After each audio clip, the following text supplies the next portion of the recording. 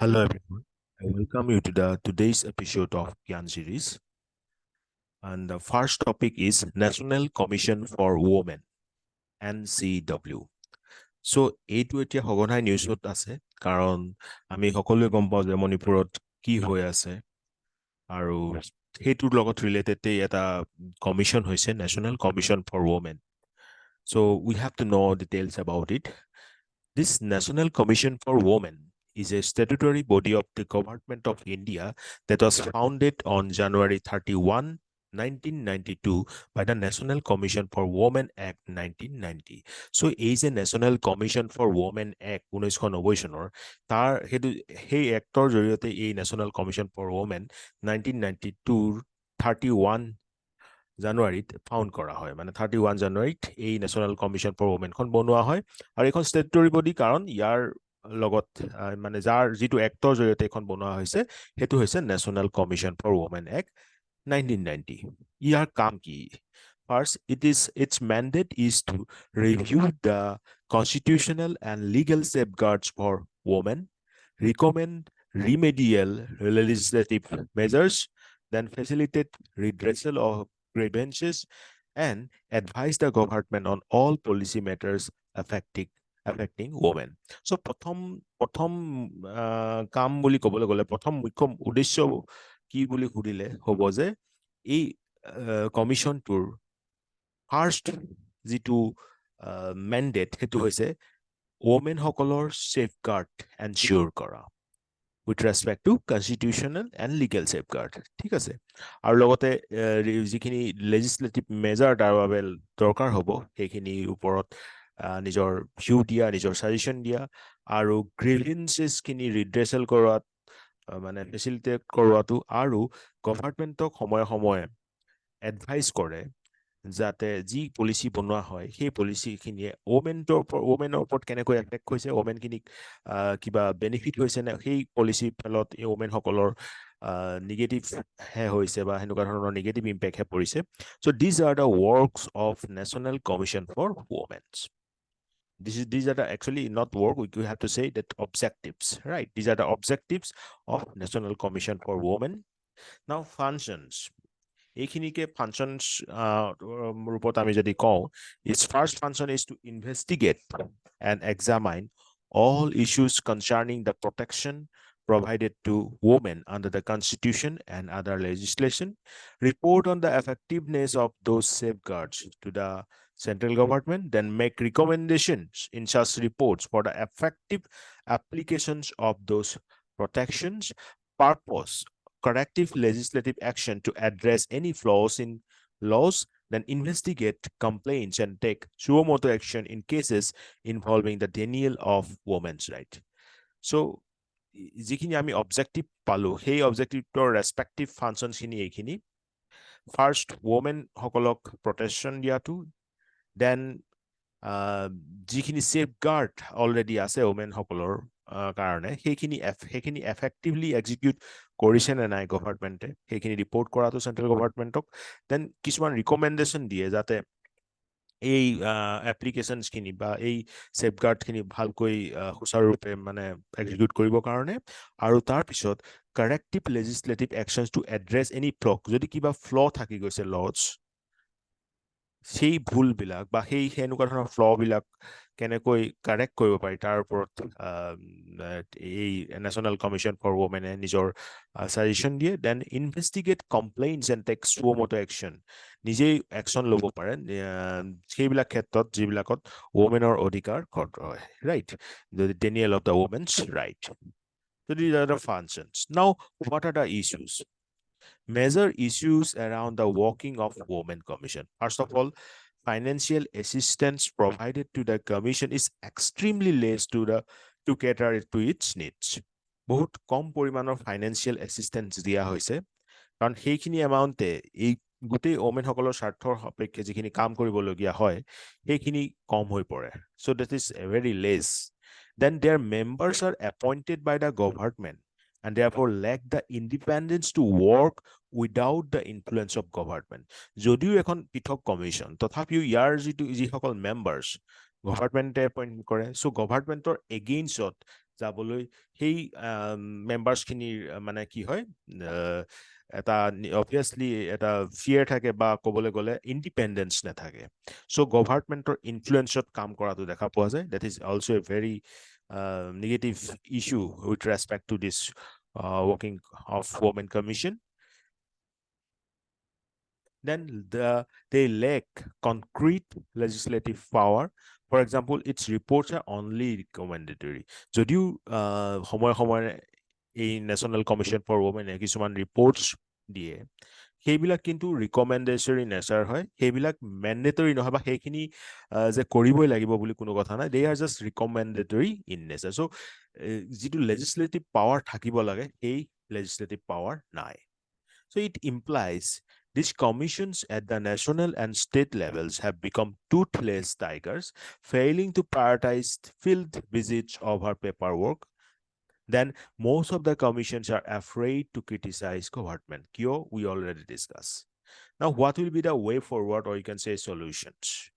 First of all, commissions need to be strengthened either by giving them constitutional status. যেহেতু আমি জানো এইটো actor আণ্ডাৰত হৈছে so proper constitutional status দিব লাগিব or by amending their parent laws. Then advertising the posts of chairpersons and members of these commissions. Then genuinely interested and capable individuals would then be selected by a selection committee that will consist of LOP, judges, and from the Supreme Court and the civil society organization, etc. মানে যেতিয়া appoint কৰা হ'ব এনেকুৱা হ'ব নালাগে যে just from the ruling party, opposition party পৰাও মানুহ থাকিব লাগে বা সুপ্ৰিম কোৰ্টৰ জাজ সকল থাকিব লাগে civil society organization they all have to participate for carefully selection of genuine candidates or for the members of this Women Commission. Then a social audit of the performance of different commissions by competent external agencies on a regular basis would give citizens an idea of their actual work. So we have to mention about social audit. এনেকুৱা ধৰণৰ commission বিলাকত যাতে corruption free হওক বা এটা ট্ৰেন্সপাৰেঞ্চি থাকিব লাগে সেইখিনি মেইনটেইন কৰিবৰ কাৰণে social audit হোৱাটো বহুতেই আৱশ্যকীয় so social audit should be there for performance evaluation of the different performance of this commission. Then there is a need for an increase of awareness and enlightenment, especially required mainly among women in rural areas, that such a commission exists to address their rights. এনেকুৱা যে কিছুমান commission আছে বহুত এনেকুৱা আমাৰ মহিলা আছে যিখিনি rural area পৰা হওক তেওঁলোকৰ সেইখিনি ওপৰত অৱগতই নহয় they don't have that much of awareness so we have to increase their awareness regarding their rights and they should be actually informed that there exists a type of commission like National Commission for Women who can address the problem of their or their rights. Okay, if their rights are not fulfilled or if their rights are violated, then they can approach to this commission. So হেনুকা ধৰণৰ awareness generate কৰাৰ বহুতেই দৰকাৰ. So this is regarding National Commission for Women. Currently is in news because of the violence going on in the state of Manipur, right? Let's come to the next topic, that is silvopester system. Now, what is this exactly? Silvopester systems. So these silvopester systems are a sustainable land management approach that combine trees, livestock grazing, and forest production on the same land, providing ecological and economic benefits. Is a silvopester system. Eto ki hoy?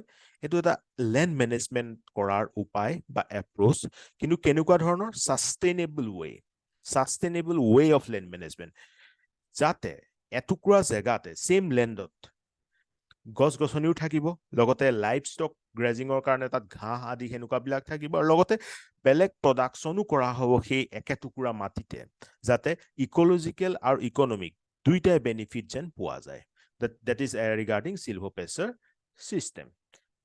See, this is an example showing it like এইটুকুৰা land ইয়াত গছ গছনি আছে জীৱ জন্তু যেনেকৈ ইয়াত দেখুৱা গৈছে গৰু আছে যি গ্ৰেজিং কৰি আছে ইয়াত right and then এই মাটি টুকুৰাৰ পৰা ইকনমিক বেনিফিটছৰ কাৰণে এনেকুৱা ধৰণৰ খেতিও কৰা হৈছে so ইয়াত এই পিকচাৰখনত কোৱা মতে modification on of the micro environment leading to improved forest quality animal welfare and growth nutrient and other chemical like antibiotics addition from manure urine and litter fall and then increased nutrient uptake from grass roots that is shallow and tree roots deep and rhizodegradation of chemicals antibiotics so এই গুটেখিনি জৰিয়তে এই particular এপ্ৰোচটো ফলো কৰা হয়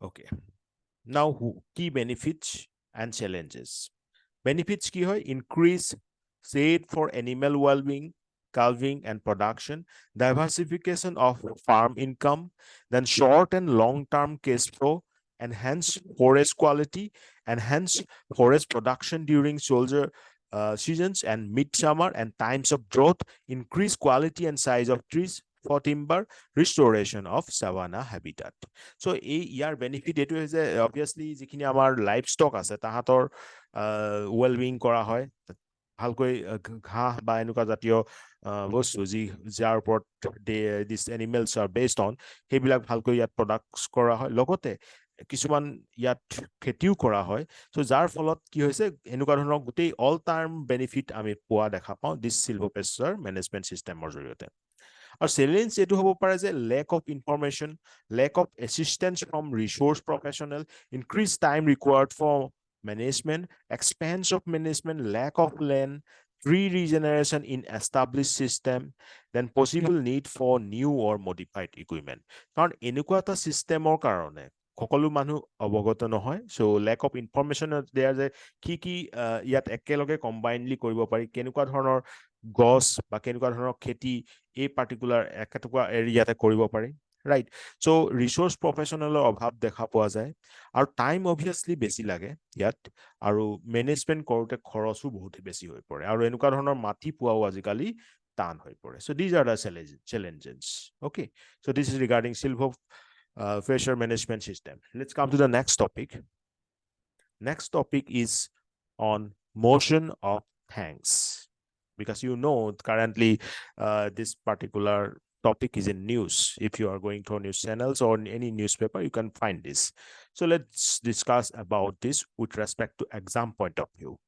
so motion of thanks it kuntu article first of all article 87 of the constitution deals with the address by the president to the members of both houses assembled together so 87 article number 87 ত দিয়া আছে যে কেনেকে প্ৰেসিডেন্টে first এই যে দুইটা হাউসৰ মেম্বাৰস assemble হয় তাত কি দিয়ে মোশন অফ থ্যাঙ্কস এই এড্ৰেছটো right rules 14 to 19 the rules of the procedure and conduct of business of Rajya Sabha deals with scope of discussion on motion of thanks on president's address so rules 14 to 19 ইয়াৰ লগত জড়িত then president make a special address to joint sitting of both the houses যদি joint sitting হয় তেতিয়া president এটা special address কৰে সেই joint sitting to address is made at the beginning of the first session after an election and at the first session of each year এই এড্ৰেছটো কেতিয়া দিয়া হয় জেনাৰেলি ইলেকশনৰ পাছত প্ৰথম সেশনটোত দিয়া হয় বা যিকোনো বছৰৰ প্ৰথম সেশনটোত এই এড্ৰেছটো প্ৰেসিডেন্টে দিয়ে now this address is a statement of government policy which has to be approved by the cabinet okay then what is the address about এই এড্ৰেছটো কি হয় exactly এটো হৈছে the president highlights the legislative and policy activities and achievements during the preceding years যিখিনি আপোনাৰ legislative বা policy আছে সেইখিনি achievement আৰু activitiesৰ ওপৰত এটা address কৰে presidente preceding year right then and also gives a broad indication of the agenda for the year ahead আহিবলগীয়া বছৰটোত কেনেকুৱা ধৰণৰ এটা মানে এজেন্ডা লব হেতুৰ এটা ইন্ডিকেশন দিয়ে presidente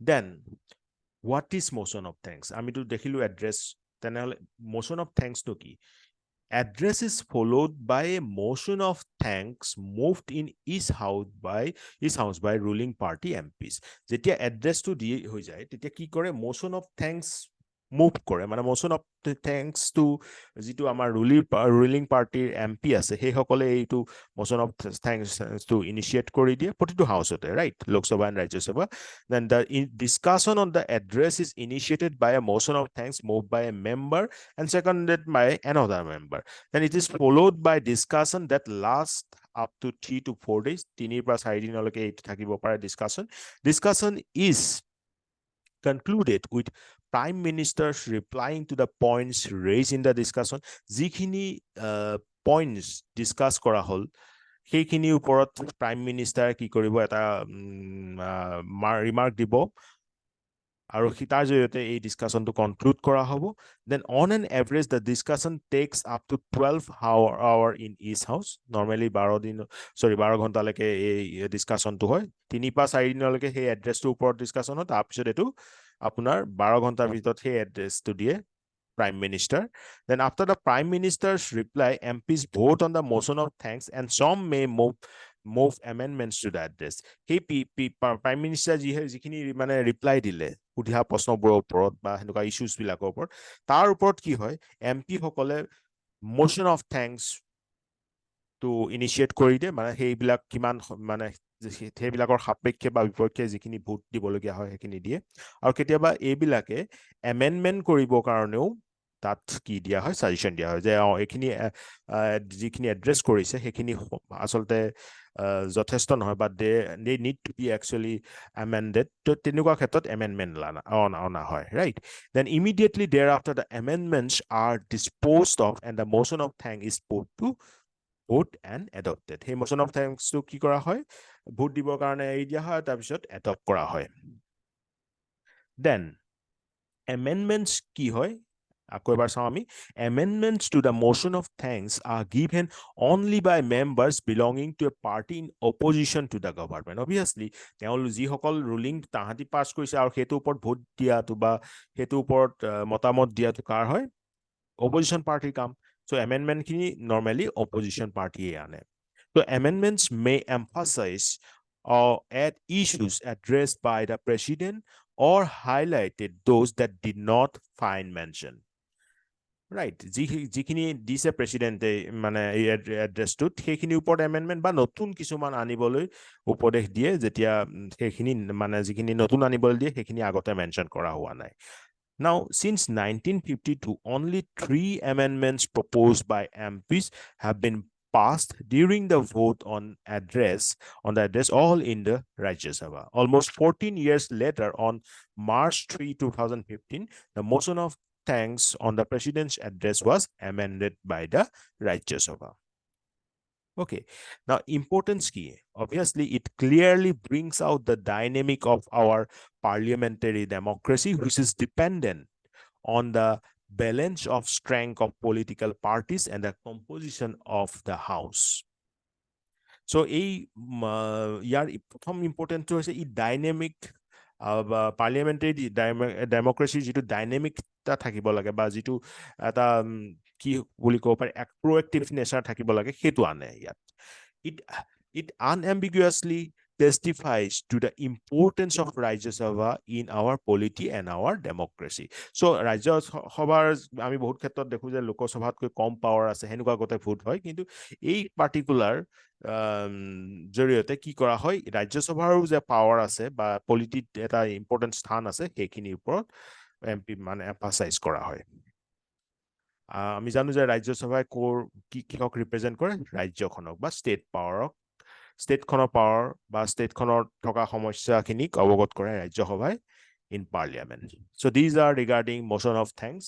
আমি গম পালো প্ৰথমতে প্ৰেসিডেন্টৰ এড্ৰেছৰ কথা ৰাইট প্ৰেসিডেন্টে কেতিয়া এড্ৰেছ কৰে সেইখিনি আমি গম পালো যেতিয়া এখন নতুন পাৰ্টি জিকি পেলাই আহে তাৰ প্ৰথম সেশনটোত আৰু প্ৰতি বছৰৰ প্ৰথম সেশনটোত প্ৰেসিডেন্টে এড্ৰেছ কৰে আৰু সেই এড্ৰেছটো কেতিয়াবা কি হয় কি এড্ৰেছটো কি দিয়া থাকে তো আমি গম পালো যে কি পলিসি লোৱা হৈছিল আৰু কি এটা ব্ৰড এজেন্ডা থাকিব নেক্সট ইয়াৰত সেইখিনি লৈ তাৰ পিছত আমি গম পালো যে motion of thanks to কি হয় সেই এড্ৰেছটো পাছতে motion of thanks to address is followed by a motion of thanks moved in each house by ruling party MPs, right? আৰু এইখিনি ওপৰত ডিসকাশন হয়।